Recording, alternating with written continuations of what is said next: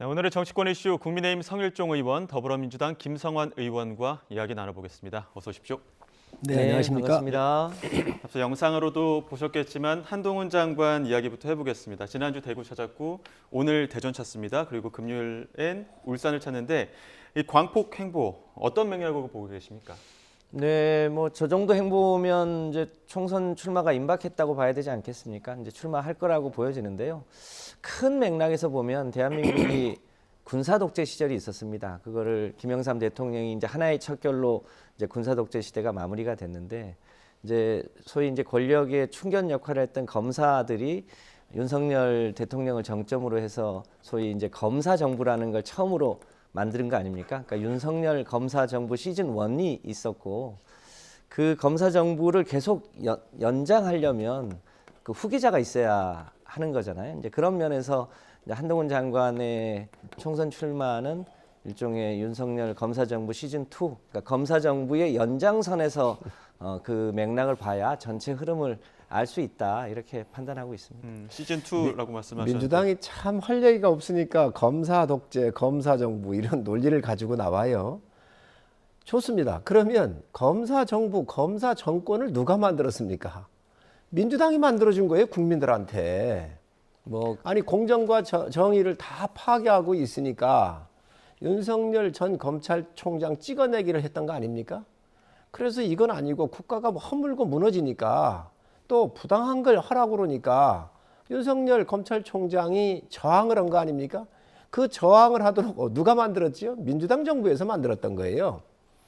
그러면 민주당이 그거를 만약에 비판하려고 하는 지점이 있다고 한다면 저희가 검사 윤석열 탄핵에서부터 얘기를 하셔야 됩니다.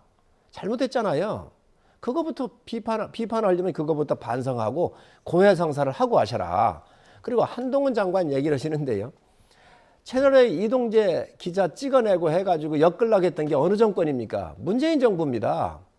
한동훈 천액이 작업을 하고 감옥 보내려고 했던 지모씨 전과 오범을 동원해가지고 있지도 않은 이런 프로그램을 만들었던 것이 민주당 정권이거든요.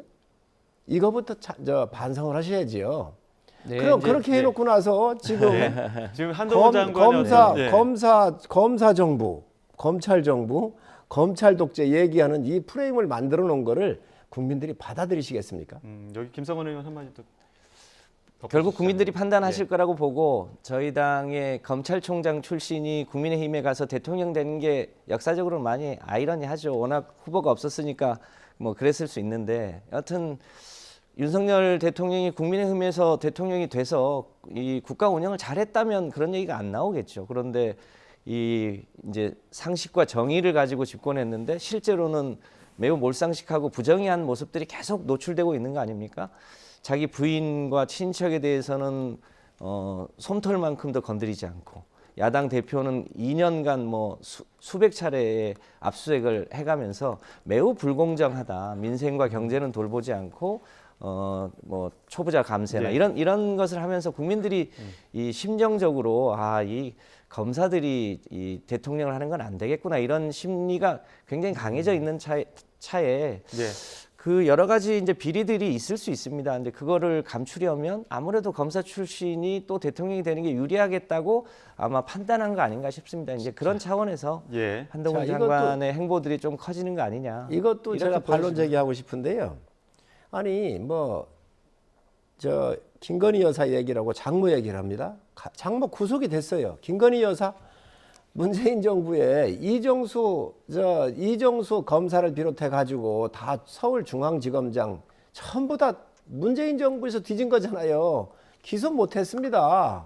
자기들 정권에서도 그렇게 뒤져가지고 어떻게 하든 윤석열 검찰총장을 하다 안 되니 부인까지 정말 탈탈 털은 게 문재인 정부의 검찰입니다. 그래놓고 못한 거 아니에요? 잠시만요. 이제 앞으로 얘기를 좀 해봐야 될 것 같습니다. 한동훈 장관 나왔는데요. 정확하게 말씀드리겠습니다. 한동훈 장관 지금 대전 가는 거 아주 정상적인 업무 일정입니다.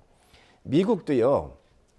전 세계 모든 젊은 사람들, 과학자들 와가지고 일하고 있는데 특히 이공계에 대해서는 미국의 이득이 되면 이 과학자 잡으려고 이민 비자를 내주잖아요. 오래됐습니다. 그래서 미국이 강국이 된 거예요.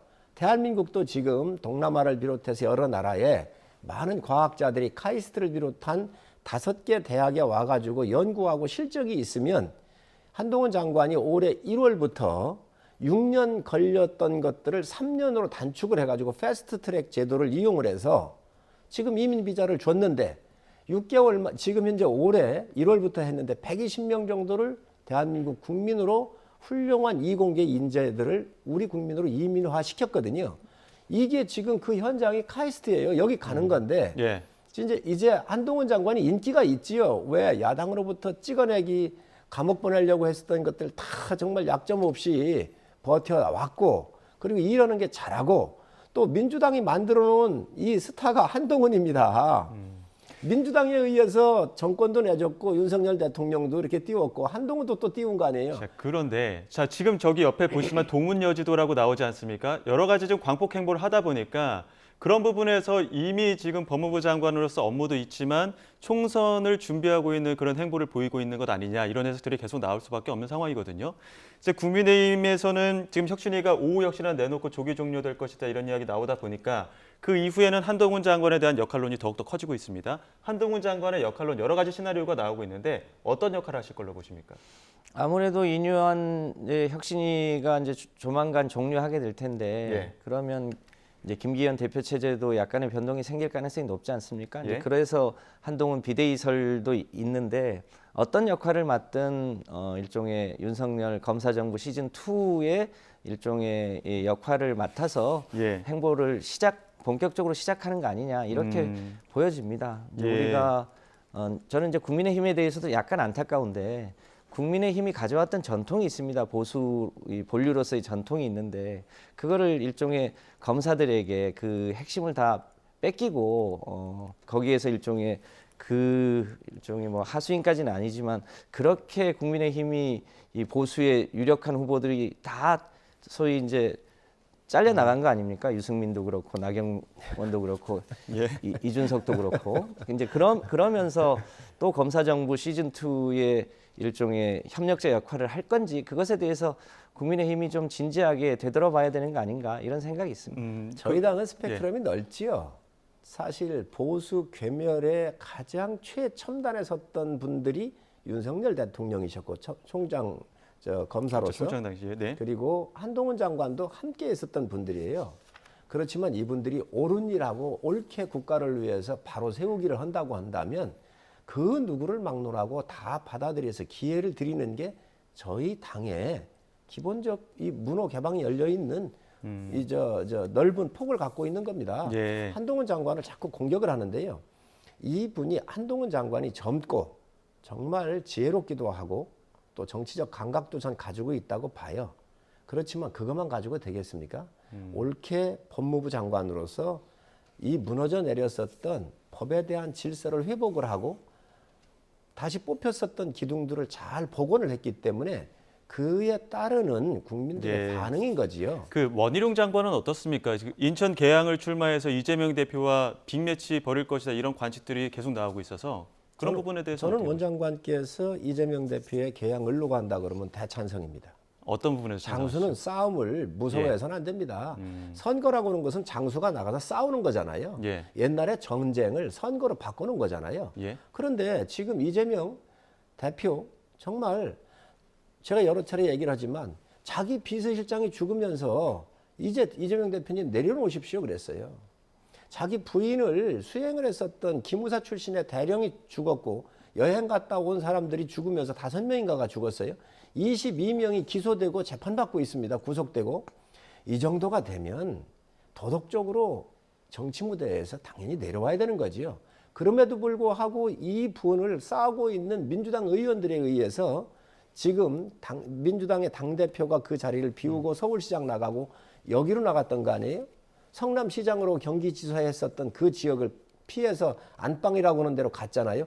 여기에 지금 여권에 있는 원희룡 장관이 이러한 분들하고 한번 붙어서 정말 심판을 받아보겠다라고 출전을 한다고 하는 것은 장수로서 굉장히 명예로운 일이고 예. 저는 아주 정면 승부하는 것이 상당히 국민들한테 인상적일 거라고 봐요. 국민의힘에서 당에서 좀 권하고 있다 이런 분위기들이 나오고 있는데 민주당에서 이 분위기 어떻게 보고 계십니까?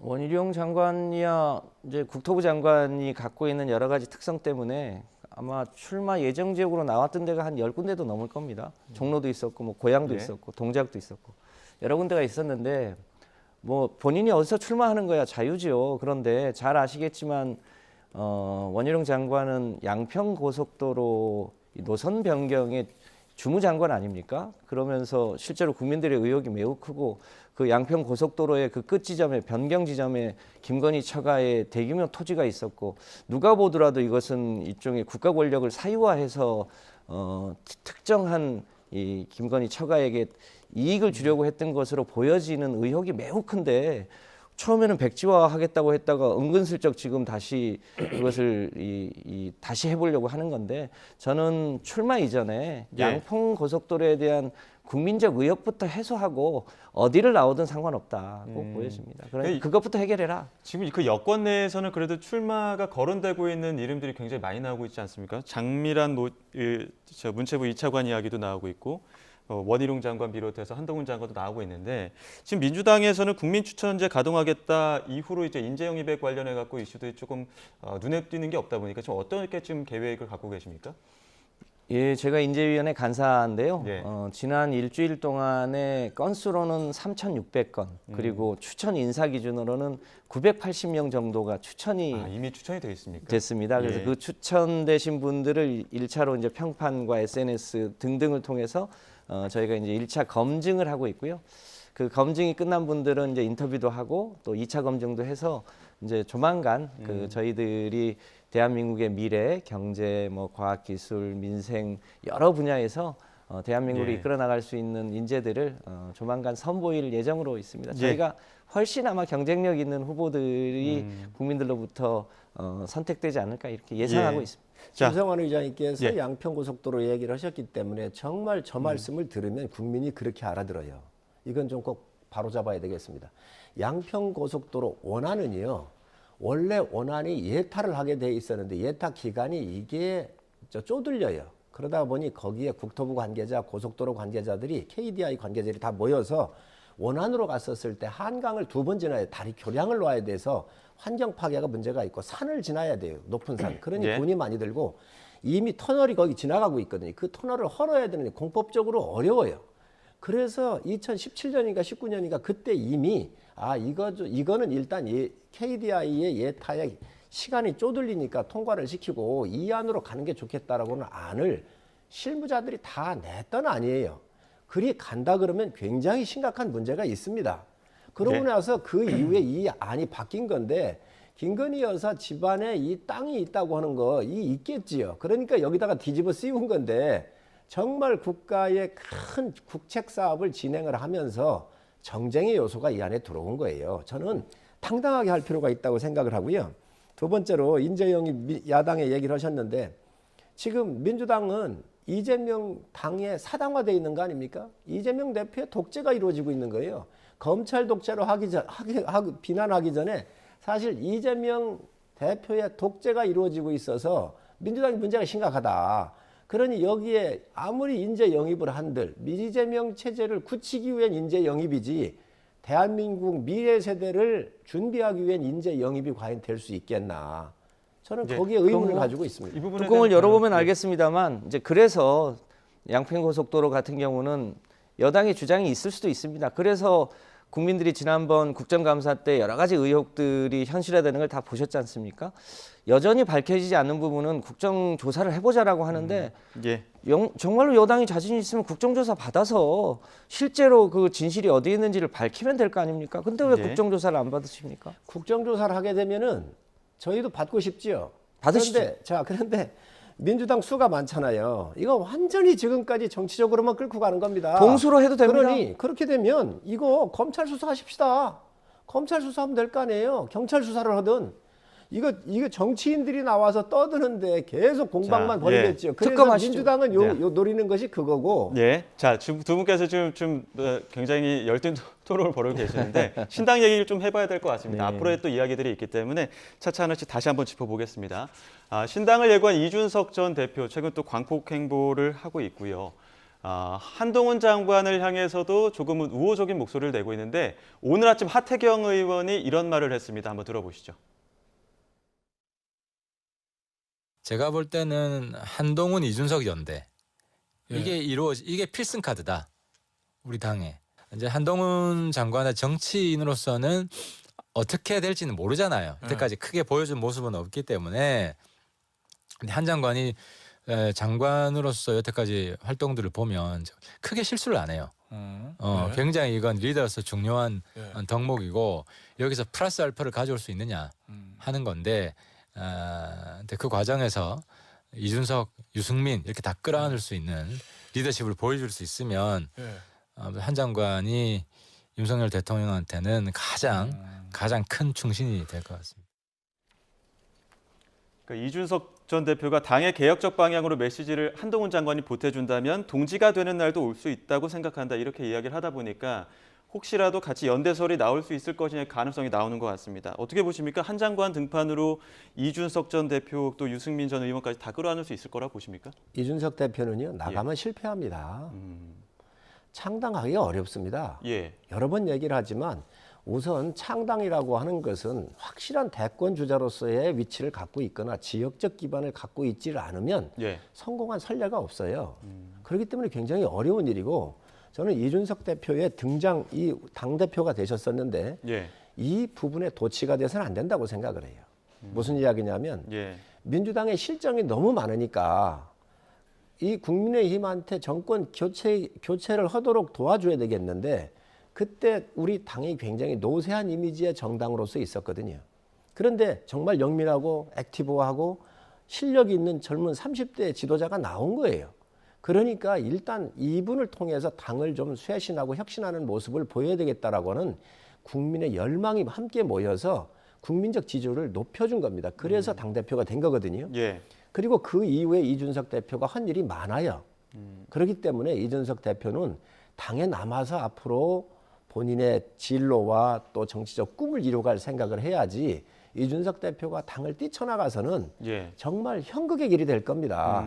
그런 측면에서 한동훈 장관 같이 야당의 민주당의 탄압을 받아서 정말 어려움을 겪고 또 장관으로서 능력을 발휘하고 있는데, 이러한 두 분들이 연대가 아닙니다. 당에 들어와서 함께 협력하고 경쟁하는 거지, 이게 연대라고 한다면 나갔을 때 연대를 하겠지요. 당 내에서 자기 역할을 하면 저는 된다고 생각을 하고, 만약에 한동훈 장관이 입당을 하고 이준석 대표가 또 당에 남아서 당원으로서 또 큰 역할을 부여받게 된다고 한다면 그 일을 한다고 그러면 굉장히 시너지가 있겠죠. 그런데 송영길 전 대표는 이준석 신당 이거 양두구육 시즌2다 이렇게 또 비판하고 나섰던데, 이런 부분에서도 그렇고 신당은 불가할 것이다, 결국에는 합당 수순으로 갈 것이다, 이렇게 보는 것 같거든요. 어떻게 보십니까? 이준석 대표가 개혁의 목소리를 낸다면 함께 갈 수 있다 이렇게 얘기하잖아요. 그 네. 개혁의 목소리라는 게 일종의 윤석열 대통령이 그동안 보여줬던 국정 운영을 전면적으로 쇄신하고 국민들한테 사과할 건 사과하고 이렇게 근본적으로 좀 바꾸라는 거 아닙니까? 그런데 태생적으로 윤석열 대통령과 한동훈 장관 간의 관계를 보면 그렇게 개혁의 목소리를 낼 수 있겠습니까? 이제 그런 면에서 함께하기가 쉽지 않을 거다. 특히 한동훈 장관 같은 경우는 법무부 장관인데, 법무부 장관은 헌법 11조 모든 국민은 법 앞에 평등하다는 것을 관장하는 주무장관인데, 윤석열 대통령이나 한동훈 장관이 사실상 법의 정의를 실현했다고 볼 수 있습니까? 법 기술자로서 자신에게 유리한 것은 탈탈 털고 자신들에게 불리한 것은 감춰버리고 이렇게 해왔던 것을 국민들이 1년 6개월 이상 지금 지켜본 거 아닙니까? 그런 면에서 저는 전면적으로 개혁의 목소리를 내기도 쉽지 않을 거고, 따라서 이준석과 한동훈이 함께 가는 그림은 잘 안 그려질 것 같다. 예. 다만 이준석 전 당대표가 신당을 만들 수 있는 동력이 얼마나 있겠냐, 그건 여전히 의문이기 때문에 또 하다가 또 차찬 속의 태풍으로 그칠 가능성도 여전히 있다, 이렇게 봅니다. 우리 의장님이 이준석 대표를 이기신 분이에요. 지역구가 저희 같아요. 지역에서 마 3중 되는데 제가 마 2중에 한 분이십니까? 그러신데 지금 한동훈 장관 얘기를 하셨는데, 한동훈 장관은 참 개혁적인 인물입니다. 예. 이민 문제, 정말 대한민국 사회에 이민을 통해서 열어가지고 개방된 사회, 그리고 인구 절벽 시대에 새로운 인구의 충원을 하는데, 이민청을 비롯해서 아까 패스트트랙 말씀드렸잖아요. 그래서 우리나라에 와서 공부한 과학자들 120명이 1년도 안 돼서 대한민국 국적을 취득하도록 이런 걸 열은 분이고, 마약 문제 이거 다 방치되어 있던 겁니다. 그 당에서 제가 정책위장을 할 때 이거를 굉장히 많이 다뤘거든요. 그런데 이거를 다 받아서 기술적으로 정말 촘촘히 우리 청소년들이나 우리 국민들이 마약에 중독되지 않도록 이러한 개혁적인 일을 많이 했고, 예. 성범죄 문제 같은 경우 한동훈 장관이 굉장히 여성 친화적으로 보호해야 되는 이런 측면에서 일을 정말 많이 했어요. 이런 부분들을 자꾸 깎아내리려고 그러지요. 응? 그런데 정말 한동훈 장관이야말로 개혁적인 법무부 장관으로서 참 일을 많이 했다, 이런 평가를 예. 드릴 수 있습니다. 그 김기현 대표 슈퍼 빅텐트 치겠다 이야기하면서 외연 확대 시동 거는 모습 보였었는데, 그 오늘 또 이상민 이상민 의원 오늘 만나기도 하고요. 또 양양자 의원도 좀 러브콜을 보내고 있다 이런 이야기 나와서 이런 부분에서 슈퍼 빅텐트 어느 정도까지 외연 확장이 가능하다고 보십니까? 그렇게 국민들께서 보시면 됩니다. 보수 괴멸이, 아까도 말씀드렸지만 보수 괴멸이 앞장섰던 윤석열 후보도 총장도 우리 당의 종갓집에 장손으로 입양해온 당이 저희 당입니다. 그런데 양양자 의원이든 또 양양자 의원 같은 굉장히 합리적인 분이에요. 예. 반도체 전문가고, 제가 정책위장을 할 때 우리 반도체 특위위원장으로 제가 모셔왔어요. 그런 일을 했었고, 또 이상민 의원 요즘에 정말로 상식적으로 민주당의 개혁을 위해서 정말 이게 사당화되어 있는 당에 대해서 쓴소리와 여러 가지 역할을 많이 하고 계시잖아요. 그러다가 여기에 절벽이 있어서 새로운 정치의 지평이 우리 당에 필요하다 그러면, 아니 윤석열 후보도 당시에 우리가 모셔왔는데 못 모실 일이 뭐가 있습니까? 대한민국 발전을 위해선 그 누구든 함께 할 수 있는 정당이 저희 당입니다. 예. 그리고 예. 그런 분들이 와서 꿈을 이뤘어요. 대통령이 되고 법무부 장관 되고 다 됐거든요. 예. 저희 당에는 어떤 벽 같은 게 계파가 없습니다.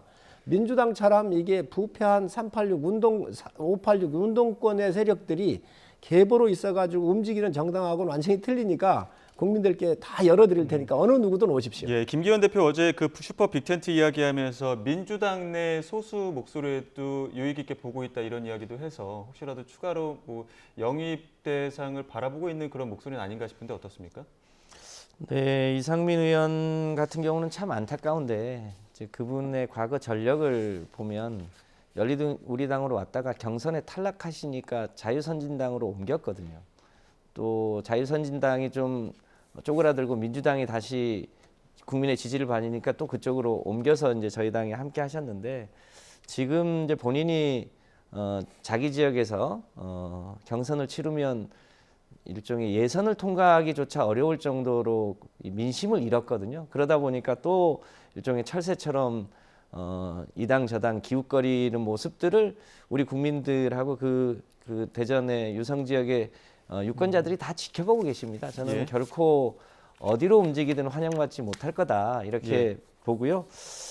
뭐 김기현 대표가 슈퍼 빅텐트 얘기하는데, 빅텐트를 하려면 우선 국민의 민심부터 사야 되는 거 아닙니까? 그러면 국정운영 기조부터 바꿔야 되는데, 정작 국정운영 기조를 바꿀 생각은 안 하고 그런 일종의 다른 방식으로 일종의 이제 시각 돌리기 뭐 이렇게 하고 있는데, 그런 방식으로는 결코 성공하기 어려울 거다 이렇게 판단합니다. 그 당내 그 이낙연 전 대표 그 움직임은 어떻게 보고 계십니까? 지금 주말 동안에는 그 대표의 사법 문제가 민주당 옥죄고 있다, 도덕적 감수성이 퇴화했다 이런 이야기도 했었는데, 또 그제 언론 인터뷰 통해서는 확인이 된 바로는 그 전우들의 시체 위에서 응원가를 부를 수 없다 이런 이야기를 해서요. 네. 결국은 이제 민심이 판단해 줄 텐데요. 이낙연 이제 전 총리님은 우리 당의 대표도 지내시고 지난번에 유력한 대선 후보셨지 않습니까? 그 후의 행보에 대해서는 뭐 이제 우리 국민들이나 당원들이 평가하실 텐데, 지금은 우리 당이 이 윤석열 이제 검사 독재 정부에 맞서서 똘똘 뭉쳐서 힘을 더 키워야 될, 그러니까 모두가 더 하나로 해서 거대한 장벽을 함께 넘어가야 될 시기라고 보여집니다. 그런 면에서 보면 이 당의 이 작은 차이를 이렇게 확대한다든지 이런 흐름은 썩 당원들로부터 동의를 받기 쉽지 않을 거다. 지금은 모두가 힘을 합해서 일종의 윤석열 정부의 여러 가지 전행과 횡포에 맞서서 총선이라고 하는 그런 계기를 통해서 이 일종의 민심이 얼마나 무서운지 회초리를 같이 맞들고 윤석열 정부 매를 때려야 될 시기 아니겠습니까? 이제 그런 면에서 더 당내 작은 차이보다는 함께하기 위한 노력을 함께 했으면 좋겠다 이렇게 판단하고 있습니다. 윤석열 정부의 횡포이고 검찰 독재라고 공격을 하는데요. 우리 국민들께서 판단하실 거예요. 무슨 판단을 할 거냐면 지금 이재명 대표를 수사해온 거 아니에요? 그리고 기소가 되어 있고 다 그런데 이 사건들이 저희가 한 게 아닙니다. 민주당 정부 시절에 민주당의 경선 과정에서 나왔었던 것들이고 예. 민주당 정부 검찰에서 수사를 하다가 다 증거인멸 기회를 줬고 덮으려고 했던 것들이에요. 그랬던 사건들을 정권이 바뀌어서 이 사건을 매듭을 해야 되는데 너무 오래 걸렸죠. 왜? 다 증거인멸을 하고 방치를 하고 덮으려고 했었기 때문에. 그런데 이거를 갖다가 수사한다 그래가지고 뭐 몇백 회 있다고 그러는데 몇백 회 압수수색도 아닙니다. 그런데 이런 것들을 가지고 검찰 독재로 공격을 하는데 전 있을 수가 없고, 그런데 이러한 여러 가지 범죄 혐의가 나오고 지금 수사받고 재판 거래와 재판 리스크와 여러 가지가 있는데 지금 이낙연 대표가 가만히 있을 수 있겠습니까? 책임 있는 분인데. 예, 알겠습니다. 여기까지 듣도록 하겠습니다. 지금까지 국민의힘 성일종 의원 그리고 더불어민주당 김성환 의원과 함께했습니다. 오늘 말씀 고맙습니다. 네, 감사합니다. 감사합니다.